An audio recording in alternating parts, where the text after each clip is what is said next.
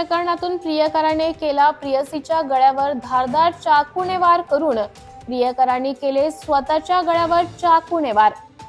रायगड अमोल कुमार जैन प्रेमीयुगामध्ये 3 महिन्यांपूर्वी काही कारणास्तव झालेल्या ब्रेकअपमुळे संतप्त झालेला प्रियकर निकेश सुधाकर शिंदे राहणार दिवेगाव ठाणे वय 25 याने 22 वर्षीय प्रियसी जागृती हरेश सत्वे हिच्या गळ्यावर धारदार चाकूने वार करून स्वतःच्या गळ्यावर धारदार चाकूने वार करून आत्महत्या करण्याचा प्रयत्न केल्याची घटना ही रायगड जिल्ह्यातील नवीन पनवेल येथील सेक्टर 18 येथे घडली आहे। या घटनेची नोंद खांदेश्वर पोलीस ठाण्यात करण्यात आली आहे। मिळालेल्या माहितीनुसार तरुणी आणि आरोपी निकेश शिंदे यांच्यामध्ये प्रेम संबंध होते। 3 महिन्यांपूर्वी त्यांचा काही कारणास्तव ब्रेकअप झाला होता। ब्रेकअप झाल्यानंतर प्रियसी दुसऱ्या मुलासोबत बोलत असल्याचा संशय प्रियकराला होता। प्रियकराच्या मनामध्ये संशयाने घर तयार केलं होतं।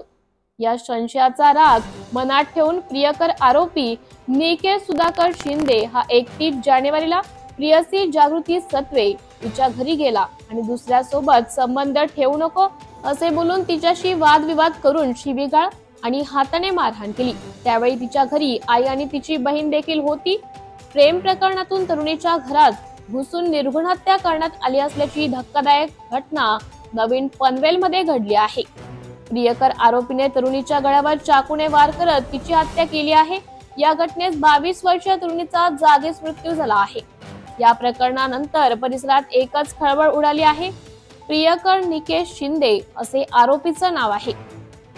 संध्याकाळी 5:45 ते 6:30च्या दरम्यान आरोपीने जागृती सत्वे हिच्या गळ्यावर चाकूने वार केले। त्यानंतर स्वतःच्या हातावर आणि गळ्यावर देखील वार केले।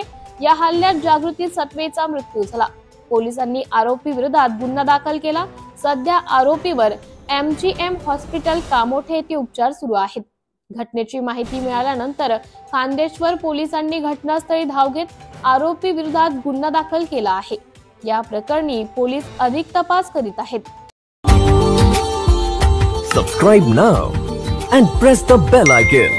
Never miss an update.